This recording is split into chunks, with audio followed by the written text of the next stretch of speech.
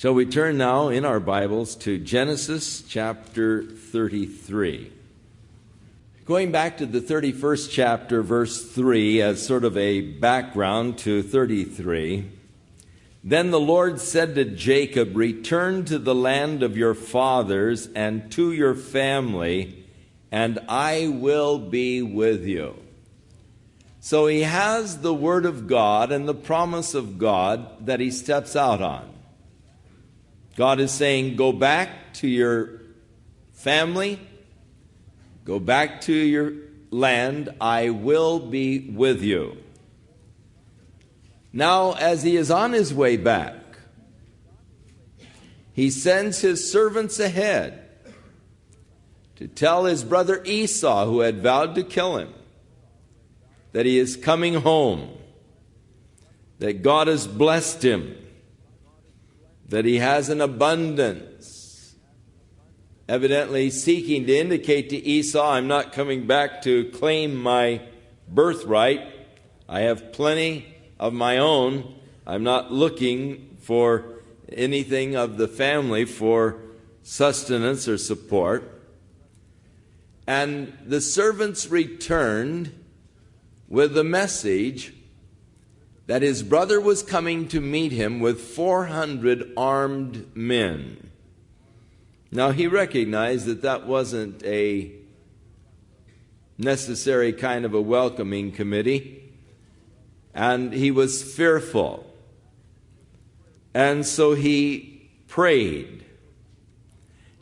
In verse 9 of chapter 32, "O God of my father Abraham, God of my father Isaac, the Lord who said to me, 'Return to your country and to your family, and I will deal well with you.' Lord, you asked me to come back. You said you'd be good. Now here comes Esau, 400 men. I'm not worthy the least of all the mercies and of all of the truth which you have shown your servant. For I crossed over this Jordan with my staff, and now I have become two companies.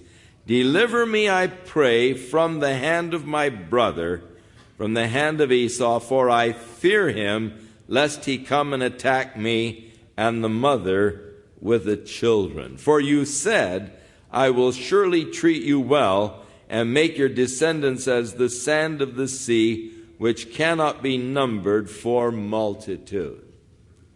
So, news of his brothers coming to meet him struck fear in his heart. He prayed again and reminded God that you told me to come home, that you would deal well with me, and you told me also that my descendants would be as the sand of the sea. I am afraid of Esau. So the Lord directed Jacob, perhaps Jacob did it on his own scheming, to restore the relationship that he had with Esau. And he did it, first of all, by sending out these droves of animals, blessing his brother with these gifts, building up his brother, speaking of him as Lord and himself as his brother's servant. Having shared with his brother the bounty and the blessing that God had bestowed upon him while he was at Paddan Aram. And so we find that in chapter 33, the showdown, Jacob lifted up his eyes and he looked, and there was Esau coming toward him, and 400 men. So he put each of the children with their mothers. The children of Leah with her, with the maidservants, their children, and Rachel and Joseph. And he put the maidservants and their children in the front, and then Leah and her children behind them, and last of all, Rachel and Joseph. And then he went out in front of them. And as he went towards his brother, he bowed to the earth 7 times. Now, according to the Tel Amarna tablets, which are a famous archaeological discovery that deals with some of the laws and customs of that time, when you approached a king, you were to bow 7 times. So his bowing 7 times is sort of a traditional, customary thing in approaching a king. And in this, he was really acknowledging Esau's lordship over him. He was not trying to come as a lord over Esau, but bowed to him 7 times. But Esau ran to meet him and embraced him and fell on his neck and kissed him, and they wept. Now, I imagine at this point there was a lot of sharing. Jacob had been gone for 20 years, and when he had left, his father was almost dead. He probably asked about his dad, found out he was still alive, but at this point was probably totally incapacitated. However, his father did go on living for another 17 years. His mother, Rebekah, had already died, and I imagine that Esau was just sort of filling him in on all of the things that transpired while he was gone. And then Esau lifted up his eyes, and he saw the women and the children, and he said, "Who are these that are with you?" And he said, "These are the children whom God has graciously given to your servant." Now Esau, in the meantime, had also had a large family, several children. And in fact, in your reading next week, you're going to come across the names of the family of Esau in chapter 36. And the reason why we're taking 3 chapters next week is you can skip chapter 36. Because it just has a lot of names of the descendants of Esau that mean nothing to us. And so you can skip over chapter 36 next week, and that's why we're taking 3 chapters, 35 through 37 next week. So he saw all of the children, and no doubt at a signal from Jacob, the maidservants came near, and their children, and they bowed down. Leah also came near with her children. They bowed down. And afterward, Joseph and Rachel came near, and they bowed down. Then Esau said, "What do you mean by all of this company which I met?" And he said, "These are to find favor in the sight of my Lord." But Esau said, "I have enough, my brother. Keep what you have for yourself." And Jacob said, "No, please. If I have now found favor in your sight, then receive my present from my hand, inasmuch as I have seen your face as though I had seen the face of God, and you were pleased with me. Please take my blessing that is brought to you, because God has dealt graciously with me, and because I have enough." So Esau, first of all, questions the people. "They're my children." Then he questions all of these servants that he had met earlier with all of the animals. And Jacob said, "These are my present." And Esau said, "I don't need them. I have enough." Now, Jacob later said, "I had enough" in verse 11. But in the Hebrew, there are 2 different Hebrew words used here, both of them translated enough. When Esau said, "I have enough," it is the Hebrew word rab, R-A-B, which means I have much. When in a few verses, verse 11, Jacob said, "I have enough," he said, "I have coal. I have everything." So Esau said, I've got much. And he said, "Well, I've got everything." You see, Jacob had learned that God was his resource. And when God becomes your resource, you have everything. You may have a lot, but you don't have as much as the man who has God. The man who has God has everything. He has God as his resource, and thus there is that total sufficiency that is ours through him. Then Esau said, "Let us take our journey. Let's go, and we will go before you." But Jacob said to him, "My Lord knows that the children are weak, and the flocks and the herds which are nursing are with me. And if the men should drive them hard one day, all of the flock would die. So please let my Lord go on ahead before his servant, and I will lead on slowly at a pace which the livestock that go before me and the children are able to endure until I come to my Lord in Seir." So it would seem that Jacob is perhaps still a little leery. He's not really quite sure. He asked his brother, "Look, if you've really forgiven me and all, then take this as the sign, all of these flocks and all as the sign. Please take them from me as the sign that you have forgiven me." And when Esau says, "Come on, let's go together," and he says, "Well, I would rather not." In other words, he's seeking to separate immediately. I've met him. There is a peaceful meeting. I'm satisfied with that. Now you go on back, and I'll come along at a pace that the children and the animals can handle. Now, he had been driving them hard up to this point because he had been fleeing from Laban. And during the time that they were fleeing from Laban, they were really driving hard. No doubt the pace slowed down once they had left Laban. And now he's going to really slow down the pace. And he said, "I'll come and, we'll meet you there in Seir as soon as we're able to get there," driving at a slower pace. And Esau said, "Now let me leave with you some of the people who are with me." But he said, "What need is there?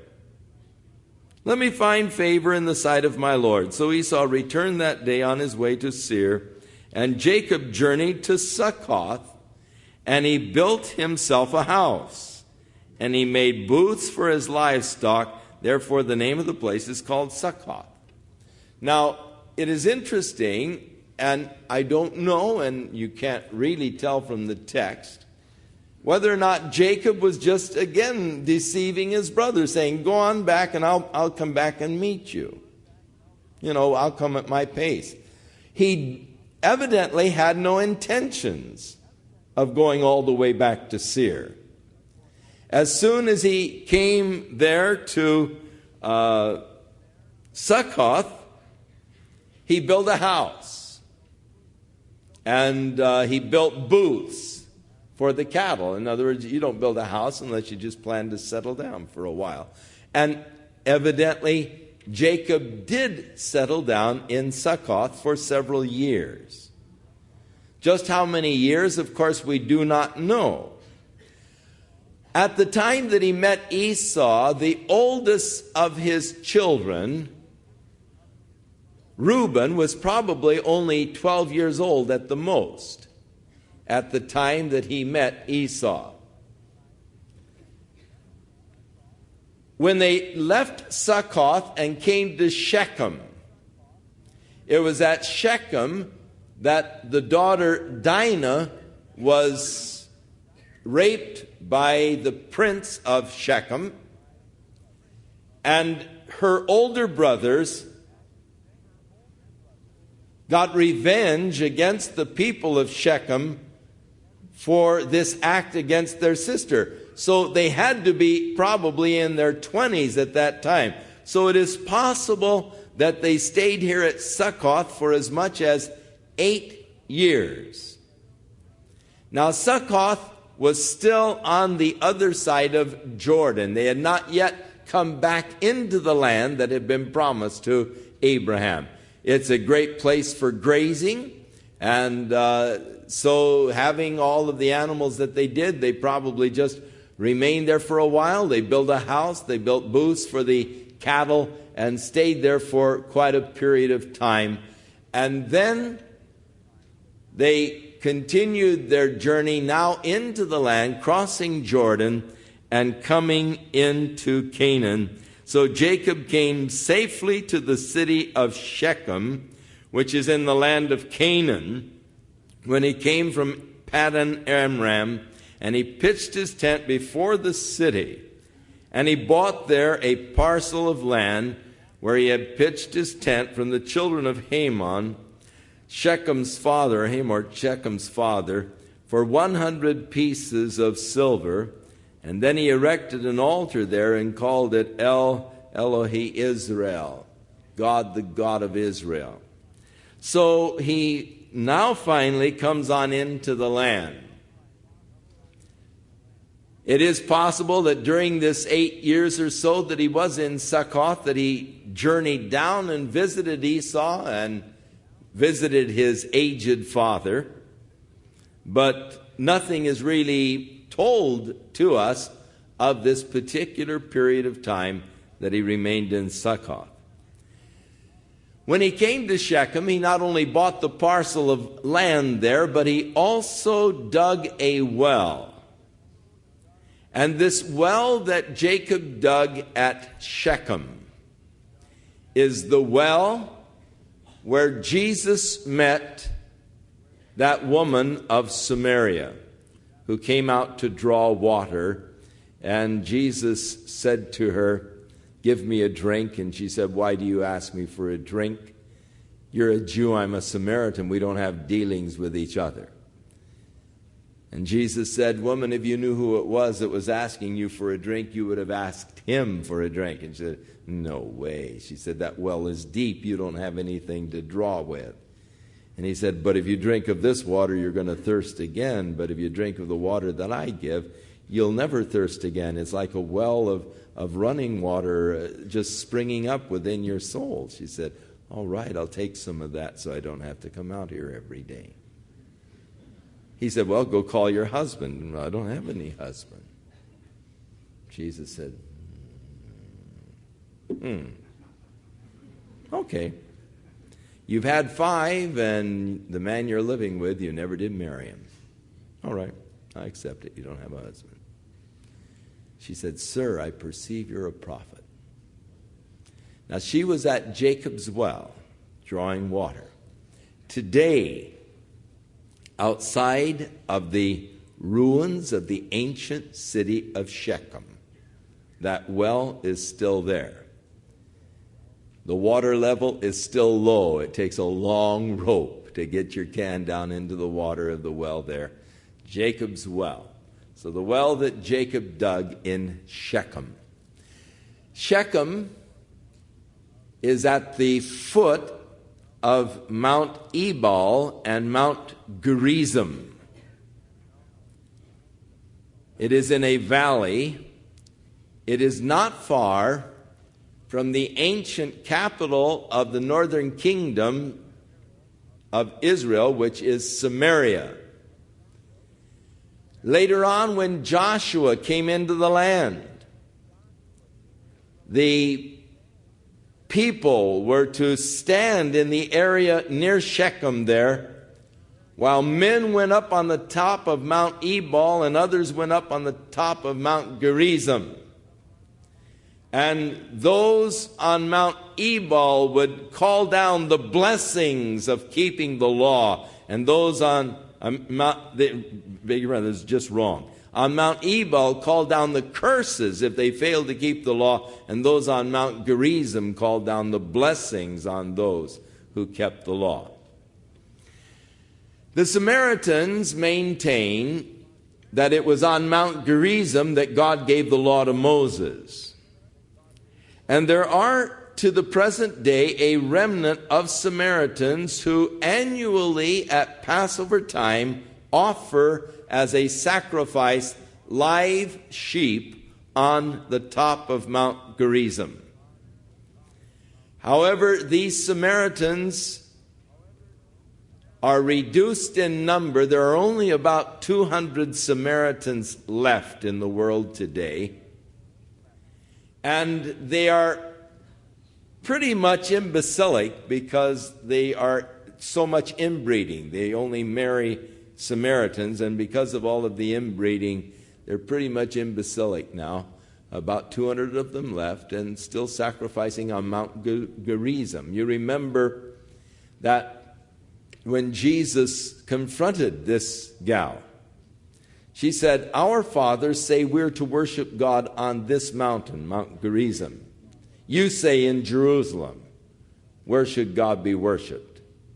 And Jesus said, neither in this mountain nor Jerusalem, God is a spirit. They that worship him must worship him in spirit and truth. So all of this in the area where Jacob came, pitched his tent there, bought a parcel of land from Hamor, there outside of the city of Shechem, not far outside. It's only about 500 feet or so from Jacob's well to the site of the ancient city of Shechem. And so chapter 34 then has its scenery, this area there near Shechem. He erected the altar and called it God, the God of Israel. This is the first time that Jacob uses the new name that God gave to him. But you see, he has now come back into the land. God said, return to the land. He was hesitant in coming back. He stopped for several years at Succoth. But now he has come into the land. Now, in reality, he is still not totally obedient to God. Because if you will remember, God said, return to the land and to your family. His family is still several miles south, 70 or 80 miles south in the area of Beersheba. And of course, Esau down in the area of Mount Seir, but his father in the area of Hebron. So he was disobedient to God in staying there at Shechem. And that disobedience became costly. Now Dinah, the daughter of Leah, which she had borne to Jacob, went out to see the daughters of the land. Now, the 11 older brothers probably had enough companionship among themselves. They did, fine. They had each other to buddy around with. And but Dinah, being the only girl, went out to find some playmates, really, among the daughters of those of Shechem, from Shechem, the daughters of the land. And when Shechem, the son of Hamor, the Hivite prince of the country, saw her, he took her and lay with her and violated her. Now, it is, of course, impossible for us to know anything about the nature or the character of Dinah, whether or not she had any part of this. It could be that she was in rebellion against her parents, against the strict rules of separation that they had talked to her about. A lot of speculation, all of it worthless. Unless the Scripture says it, it's only speculation. And so all we know from the Scriptures that he lay with her and violated her. And his soul was strongly attracted to Dinah, the daughter of Jacob, and he loved the young woman, and he spoke kindly to the young woman. And so he found himself drawn to her, speaking tenderly to her. So Shechem spoke to his father Hamor, saying, I want you to get me this gal as my wife. Marriage in those days was by arrangement, and it was always involved with a dowry. And so Shechem is asking his father, who is more or less the king over this area, to get this young girl for his wife. And Jacob heard that he had defiled Dinah his daughter. Now his sons were with the livestock in the field, so Jacob held his peace until they came. From the story, it would seem that Dinah remained at the house of Hamor. Jacob realized that he was not able without his sons to do much about it. He was outnumbered by the people of the city, and sort of helplessly caught in a position here. And so he waited till his sons came home, and then he shared to them what had happened to their sister Dinah. And then Hamor, the father of Shechem, went out to Jacob to speak with him. And the sons of Jacob came in from the field when they heard it, and the men were grieved, that is, the brothers, and very angry because he had done a disgraceful thing in Israel by lying with Jacob's daughter, a thing which ought not to be done. They had a great concern for the promises of God and for the line from which the promises were to come. But Hamor spoke with them, saying, "The soul of my son Shechem longs for your daughter. Please give her to him as a wife, and make marriages with us. Give your daughters to us, and take our daughters to yourselves. And so shall you dwell with us, and the land shall be before you. Dwell and trade in it, and acquire possessions for yourselves in it." Then Shechem said to her father and to her brothers, "Let me find favor in your eyes, and whatever you say to me, I will give." So here the dad and the son are seeking now to strike sort of a bargain with Jacob. Let's just intermarry. Let's just mix together, and they're asking for a mixture of the peoples. You marry our daughters, we'll marry your daughters, and just sort of will absorb you, and you can just become a part of our society here. You can gain possessions and all. You can just live with us, and you can just join with us, and we'll just be melted in together. Of course, this would have completely frustrated the plan of God in bringing the Messiah into the world. Shechem is so in love with Dinah, he said, "Ask whatever you want, I'll give it to you. Ask me ever so much dowry. However much you want to ask as far as dowry, the bride price, and a gift, and I will give according to what you say to me, but give me the woman as a wife." But the sons of Jacob answered Shechem and Hamor his father, and spoke deceitfully, because he had defiled Dinah their sister. And they said to them, "We cannot do this thing, to give our sister to one who is uncircumcised, for that would be a reproach to us. But on this condition we will consent to you.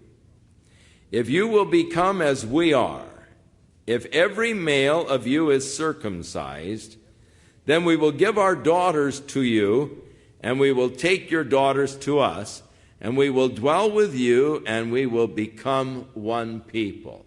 So we'll become one with you on this condition, that all of the males are circumcised, that you become as we are. Now, they did this deceitfully, as it declares and as we will see. "But if you will not heed us and be circumcised, then we will take our daughter and we'll be gone." And their words pleased Hamor and Shechem, Hamor's son. So the young man did not delay to do the thing, because he delighted in Jacob's daughter. He was more honorable than all of the household of his father. He was so anxious to marry her, he submitted to the rite of circumcision immediately. And Hamor and Shechem, his son, came to the gate of the city, and they spoke with the men of their city, saying, "These men are at peace with us. Therefore let them dwell in the land and trade in it, for indeed the land is large enough for them. Let us take their daughters to us as wives, and let us give them our daughters. Only on this condition will the men consent to dwell with us, to be one people, if every male among us is circumcised as they are circumcised. But will not their livestock and their property and every animal of theirs be ours? Only let us consent to them, and they will dwell with us. So they are selling the men of the city now on this prospect, and all who went out of the gate of the city heeded Hamor and Shechem his son, and every male was circumcised, all who went out of the gate of the city. Now it came to pass on the third day, when they were in pain, that the two sons of Jacob, Simeon and Levi, who were Dinah's brothers, full brothers, each took his sword and came boldly upon the city and killed all the males. They killed Hamor and Shechem his son with the edge of the sword, and they took Dinah from Shechem's house, and they went out.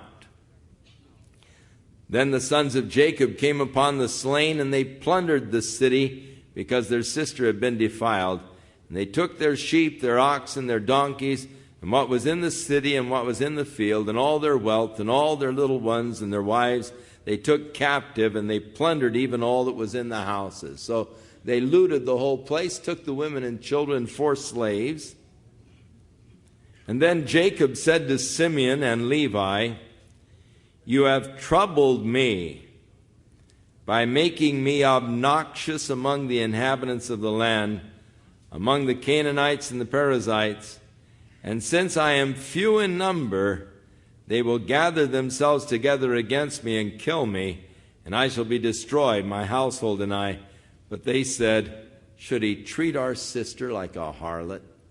So Jacob indicates really a weakness of character here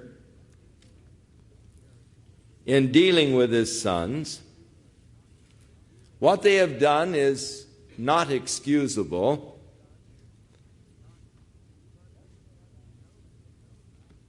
But it should be noted that the whole issue arose because of Jacob's disobedience. It is so often that one step of disobedience compounds into a major kind of an issue. We step out of God's will. We start to do our own thing. And we may rationalize it. We may say, well, we're back in the land, and, God said go back to the family, but, we go and visit them occasionally, and, we're back in the land here. But it was not a complete obedience. They were not walking in the will of God, and as the result, this whole thing flared up. So true in your own life. That incomplete obedience, that failure to fully submit your life to the will and the plan of God can lead to such disasters. It can bring you all kinds of problems. You will find yourself embroiled in situations of which you wonder, how did I ever get in this mess? It all began with a moving away from the center of God's plan and will for your life. It began with an incomplete obedience to what God had commanded of you. There are places where you and I, as a child of God, have no business being. And if you go into those places, you are stepping out of the purpose and the plan of God for your life, and you can find yourself embroiled and enmeshed in all kinds of tragic situations just because you're where God wouldn't want you to be. Look at all of the trouble that Samson brought upon himself every time he ventured into the land of the Philistines, went to the camp of the enemy. He always ended up in trouble. It finally ended up in his own death. And you may think, well, I'm strong enough. I just go to watch. I don't participate, but I just like to see what they do. When I was in seminary, we had a bunch of guys that used to in seminary say, well, we got to know what we're preaching against. So let's go down and watch the Follies on Main Street, you know. And I said, no way. We have no business being in those kind of places. Well, what do you know what you're preaching against? You know, let you go down and see it firsthand, and then, you know, you'll know what you're really talking about. Kind of rationale. Doesn't work. Because the moment you step into the enemy's territory, the moment you step out of the will of God, the moment you are disobedient, you're opening the door, and you can be sure that you're going to be facing some major crises and major problems. And here Jacob stepped out of the will of God. God said, go back to your family. He stopped and bought land in Shechem and planned to settle down there.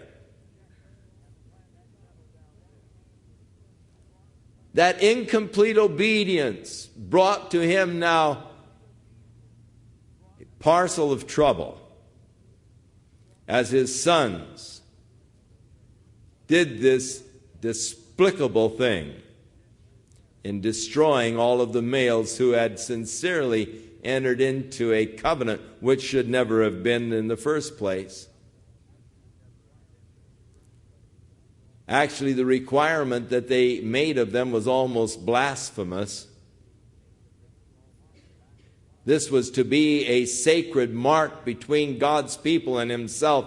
And here they're requiring these ungodly people to take this sacred mark of consecration to God, and they knew nothing of consecration to God. So they were taking the sacred things and treating them blasphemously. And then added on top of that the murder of the men and the captivating of the women and the children. Jacob was upset.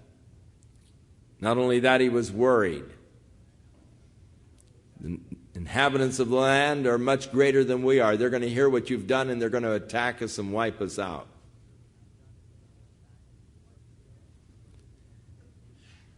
But they answered him, only should they treat our sister like a harlot. Jacob didn't have any answer for them. Now, this act of the sons, Simeon and Levi, is not dealt with immediately. Jacob just sort of passes over it. He doesn't say anything more at this time. But when it comes to the end of the road, and Jacob is on his deathbed, and he is now going around the room pronouncing upon his sons the patriarchal blessing, this deed of Simeon and Levi is not forgotten. In chapter 49, verse 5, as he sits on his bed just before he dies, musters all of the strength that he can to sit up on the edge of the bed, looks around the room at these 12 sons now grown with their own families, pronouncing upon them the prophecies of the future. When he gets to Simeon and Levi, verse 5, he said, they are brothers, instruments of cruelty are in their habitation. Let not my soul enter into their counsel. Let not my honor be united to their assembly. For in their anger they slew a man, and in their self-will they hamstrung an ox. Cursed be their anger, for it is fierce, and their wrath, for it is cruel. I will divide them in Jacob and scatter them in Israel. And so he does not really give any blessing to Simeon and Levi. but curses their anger and their actions. Jacob knows he has to move. He has created an abomination among the people. He was obnoxious now to them, and he's got to move on. So in chapter 35, we find God saying to Jacob, "Arise and go to Bethel and dwell there." And next Sunday, we'll get into the return to Bethel and what it means. May the Lord help us to learn the lessons that are in these stories. The lesson of restoring a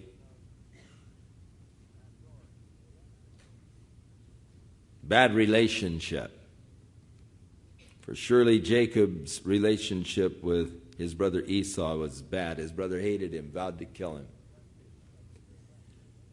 But Jacob blessed his brother.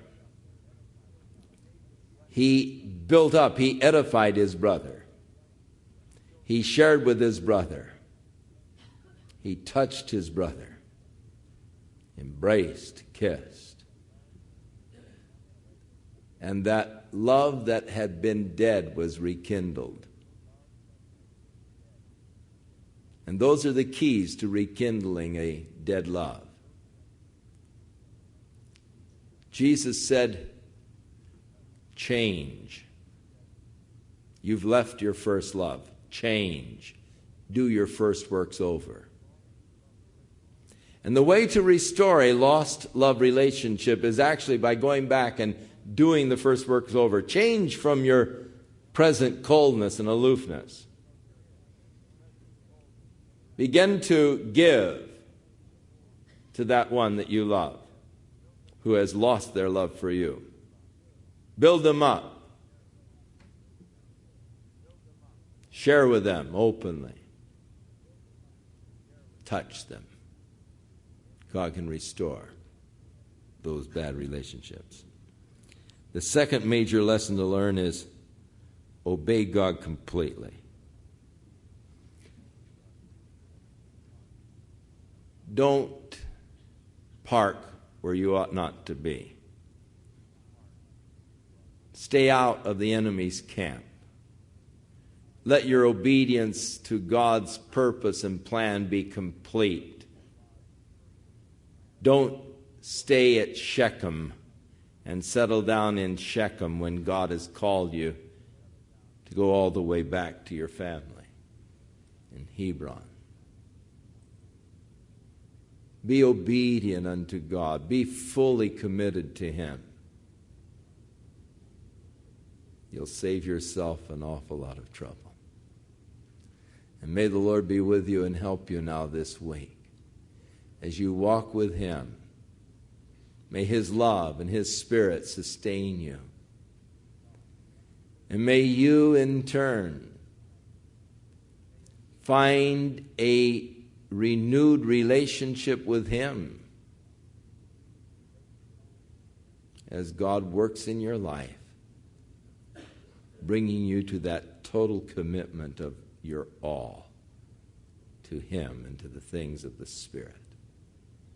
In Jesus' name.